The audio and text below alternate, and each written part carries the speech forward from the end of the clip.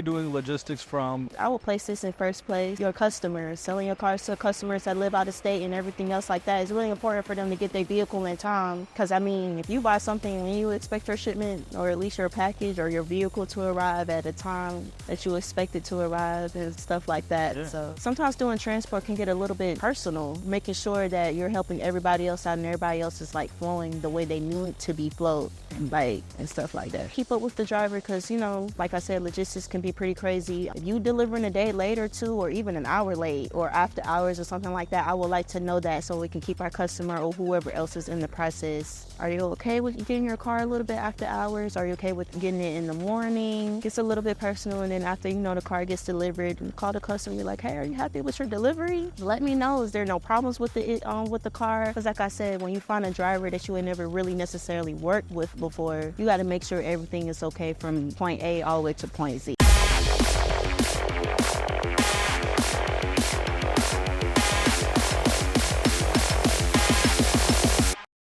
What's up, everyone? Welcome back to your favorite podcast, the #1 podcast in the auto industry. I'm here with my co-host and friend, partner, Rahim, the freaking GOAT. Rahim Bimani, how are you, bro? What's up, Homer? I'm doing good. How are you? Welcome back to MotorCast. Man, I feel like it's been a little bit, but you guys might not have felt it at all, right? I think so. I think people, because if people is coming to a dealership, they're seeing us on the TVs and different places. They're seeing our social media. They're seeing how they're killing Daniel in the comments from our last episode. Absolutely. And just based on that one, we're going to end up doing one episode where we read some of the worst comments live. You're not going to like that one. I know. The ones about me are so bad. What's today's episode about? On today's episode, we're gonna talk about how's the life of a dispatcher in a car dealership. Is that correct? Yeah, we're gonna be taking you out behind the scenes. We're gonna introduce you to one of the best dispatchers known in the auto industry. Are we ready for her? Not yet. Not yet. Not okay. yet, because I wanna do something very special for today. Because today is the first time on today that we're having a freaking T-shirt of MotorCast. Yeah, absolutely. Check out the merch. It's the first time, so shout out to LP Promo for providing the T-shirt for Rahim. Yeah. He's gonna be one of the first sponsors that we're gonna have for MotorCast in the future. So stay tuned, and you're gonna see all the information right here. I love that. How are we gonna introduce Cici? We should give a little bit of context about her. I think, we'll right? give a little bit of context about Cici. So I met Cici how long ago I met you, Cici? 3 years ago, 4 years ago? 4 years ago, I was a salesperson at Midtown. She came in for an interview for a reception, and that's the first time I ever known Cici. She's been with the Motivation family for 4 years. She's grown through so many different tiers, different roles that she's had. And this is one of the roles that she has right now that I don't think anybody ever could duplicate and do better than she could. Nah, I totally agree with you. Another interesting topic about Cici, not interesting topic, but Cici is a mother. She's a mother of a boy. Yeah. And when I met Cici, she was pregnant of that little kid. So that's something very interesting about me and Cici from my perspective of what I remember from Cici. So a little bit of context about Cici. So we're gonna bring Cici. So come on, Cici, join us. Welcome. Welcome, Cici. Yeah. Welcome, Cici. Hey, everybody. Hey, everybody. How are you, Welcome, Cici? Cici, tell them a little bit about yourself. A little bit about me. I am Black and Puerto Rican. I am from Clay County, Georgia. Clayco. Yeah, Clayco. And I try to make things too ratchet. I'm 27 years old. I'm a Leo. I do have a birthday coming up soon. When's your birthday? August 18th. Okay, very cool. August 18th, and I'm a mother now. I have a lovable 2-year-old son. He is so cool. Every time I see him, he gives me the best hugs. Pistachio. Rahim originally came up with his nickname when he was a little seed inside of me. And then I'm just a laid back, pretty much a cool person. So yeah, I won't say laid back, but yeah, definitely. I'm just kidding. But yeah, definitely super excited to bring you on, Cici. Let me do something real quick. I just feel that Cici with her purse, she's uncomfortable she's nervous, so we can just get rid of it. Fun fact about me, I wear my purse Oh, 24/7. okay. So she said, we're not getting rid of it. We're not getting rid of it. So how do you feel? Do you feel nervous? How do I you feel feel a little being bit more- nervous, but y'all making me feel really comfortable right now. It's my first time ever doing something like this. Yeah, this is so going to go viral. I hope so. Yeah, I hope so too. Me and you both, girl. We're gonna tag all her Instagram information and that, so she can go viral and get Just all keep the it likes. professional though. Keep it Yes. That's No mean comments on this one, bro. No mean comments on this one. It was roasting Daniel. It is. You got to read the comments on that one. Yeah. So let's jump into it. Let's give a little bit of context, Cici. How did you started with moderation? Short, because we of course we wanna know more about what you do. But a little bit of context. How did you start it? What was your first position at moderation? And how did you grow into what you're doing today? Yeah, give us like a 30-second 411. I started off at motivation at the crazy chaos of COVID. I started off as receptionist, and then eventually I expressed my concern to move up, and now I'm here. So you went from receptionist to... I went from receptionist to admin, then doing transport, and then from doing transport now a part of our new wholesale department that's going to take off. Yeah, she's pretty much the More than what it is. assistant wholesale manager, but also she is dispatch extraordinaire, right? And this episode is day in the life of a dealership dispatcher, DDD, day in the life of a dealership dispatcher. And the reason Homer and I chose that topic is because I feel like it's one of the craziest parts of a dealership, and not only that, but maybe I'm wrong, but I would say 90% of dealerships don't even have this role, right? You can't just apply to a dealership for this position. The ones that are about that life have Has that to position. be about it. Right, and the others to them it doesn't even exist. Has Right? to know how to talk to people, negotiate, and form relationships. That's really, really important in this transport. Yeah, I guess world.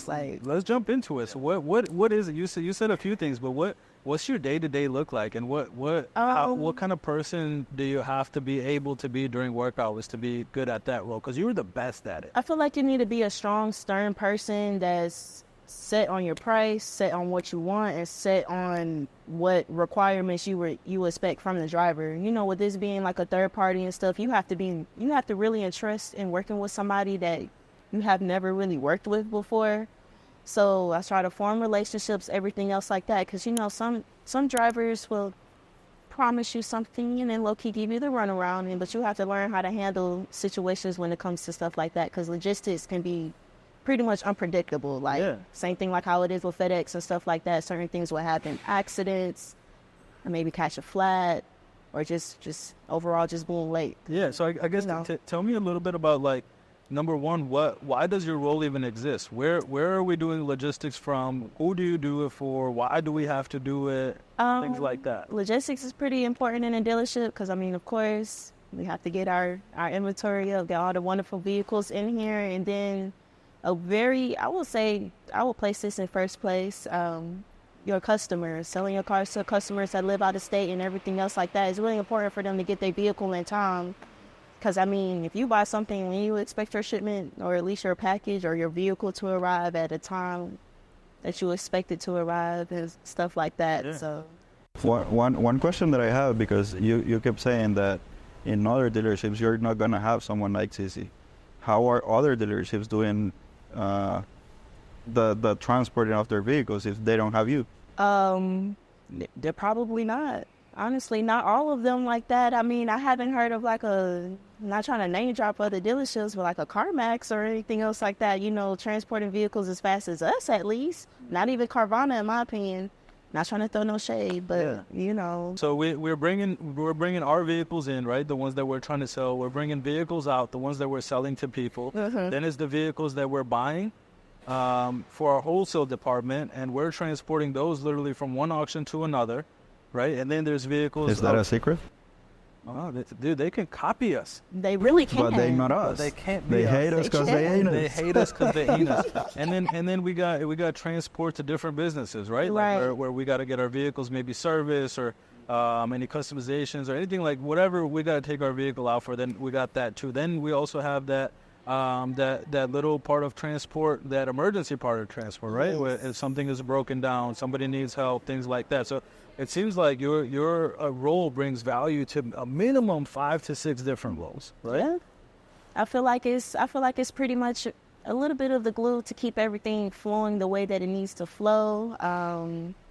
Like I said, if we don't bring vehicles in, we ain't gonna be able to sell nothing. If we don't ship it out, then customers won't be happy. And if we can't ship vehicles out, for us, that's like minimum 30 sales a month that we don't have. And I try to make the process a little personal. I'm pretty sure there's been plenty of times where if the driver is being late, of course I'm gonna call you, give you an update, just so everything can be transparent, so people won't just be out here just in the loop of like, when am I gonna get this? When I'm gonna get that? Same thing with communicating with our shop area, everything else like that. Like, when are we gonna expect this car? When are we gonna expect that? We gotta schedule certain things. So sometimes doing transport can get a little bit personal. Yeah. Making sure that you're helping everybody else out and everybody else is like flowing the way they need to be flowed, like, and stuff like that. Can you walk us through like just a few steps of, like, let's say we sold the vehicle out of state. What are the steps that we follow from the moment the vehicle is sold to the moment that the customer receives the vehicle? Some of the steps that we do follow, most importantly, got to ask the customer where they want the vehicle to be delivered to. Do you want to be delivered at your home? Do you want to be delivered to your friend's house? I also like to be transparent and pretty much, the base price of what you could possibly pay and everything else like that. Because, prime example, if I purchase a vehicle out of state, someone, quotes me $500 and then I get my vehicle and they're like, oh, $800. I'm gonna be like, whoa. So that's why I say it gets a little bit personal.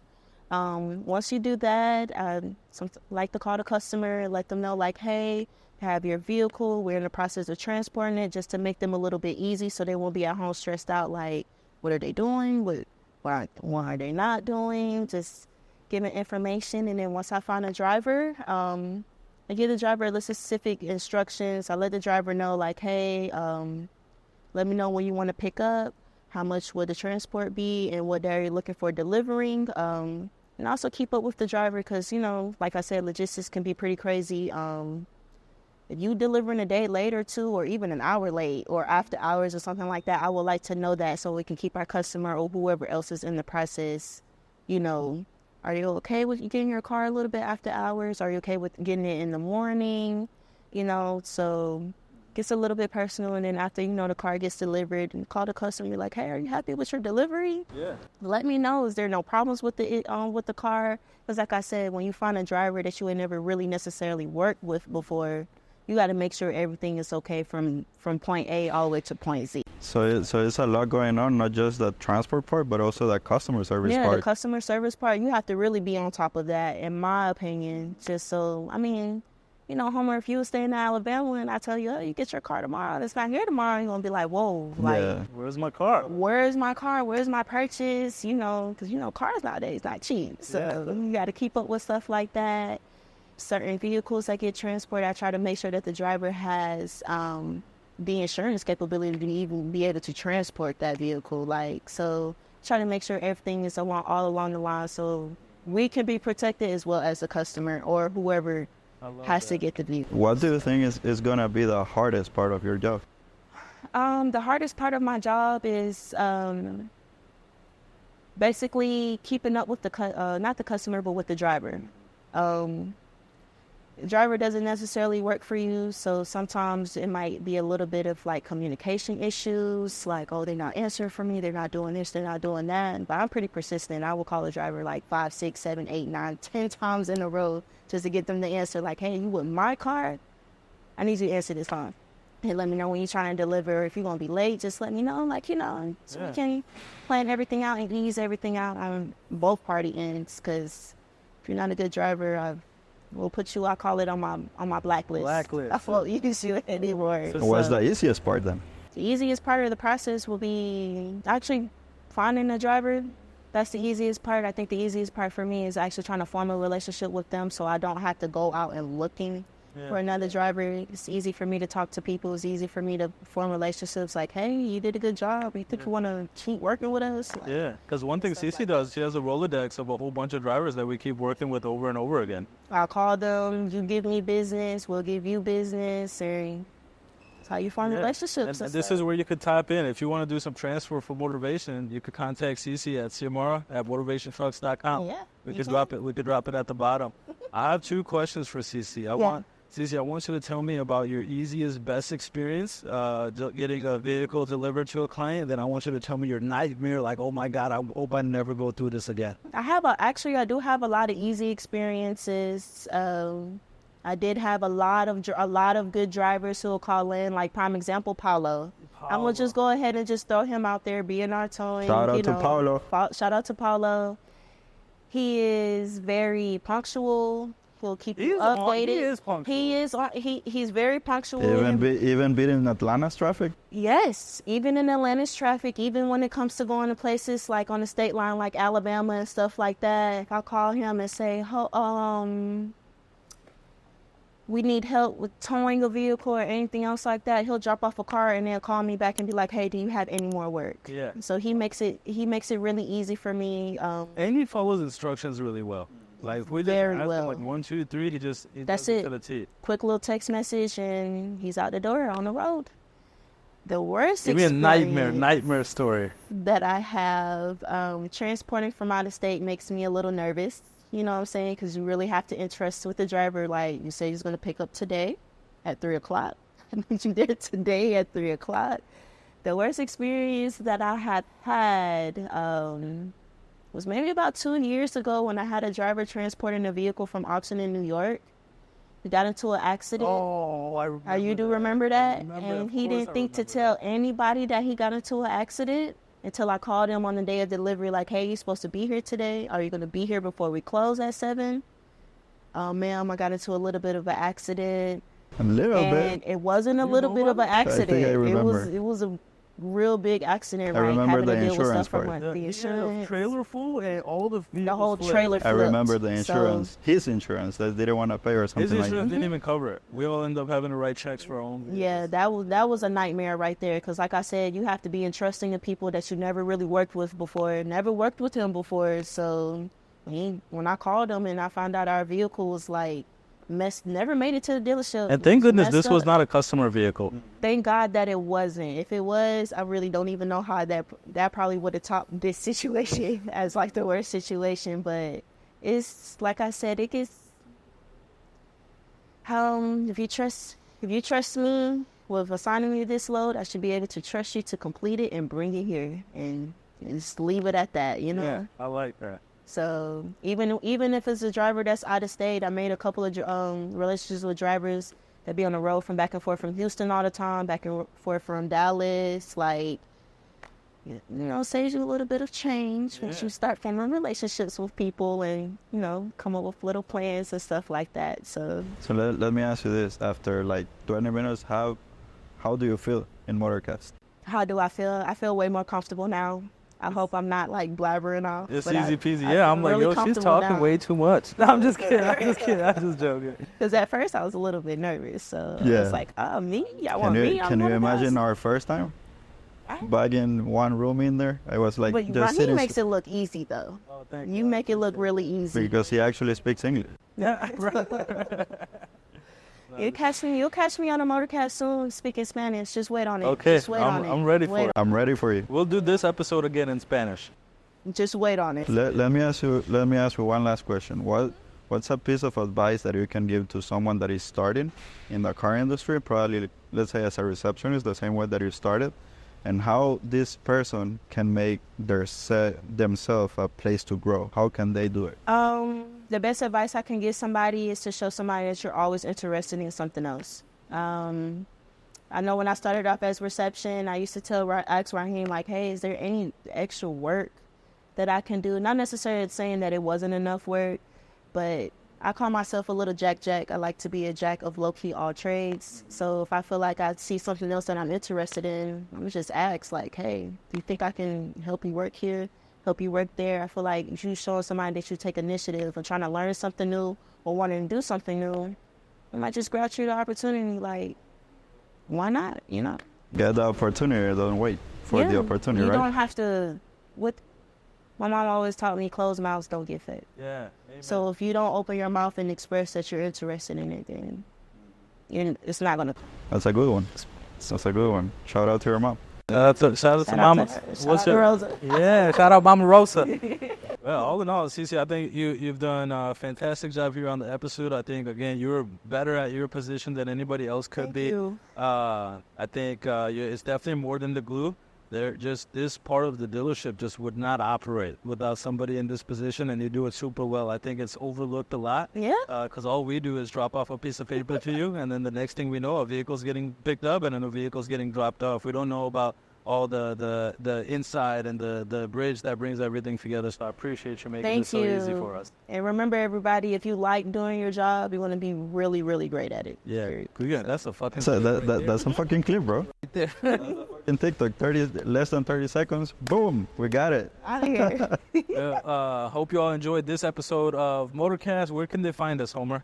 So as always, you know that you can find us in social media. You're going to find us in all our social media. It's going to be Motivation Trucks. YouTube, Instagram, TikTok, Facebook, and Spotify is going to be MotorCast. We got to update MotorCast. Yeah. We got to update Spotify because we have 1 or 2 episodes that there are not in MotorCast, but for tomorrow, they're going to be there. So, Cece, once again, thank you. You did a fantastic job. You always do a fantastic job in motivation every day. I'm a witness, and we love you. Thank you. Yeah, love y'all too. And a big shout out again to LP Promo for the new merch. Hit them up for all your merch. The shirt is soft. The logo looks sick. Suit super nice. They actually designed this one. They designed this one. And H&M designed this one. Yeah, and we don't like the H&M one. And then if you're looking for Homer, you can find Homer at Homer Lopez on Instagram, and _truck_dealer, aka the GOAT, Rahim Bimani.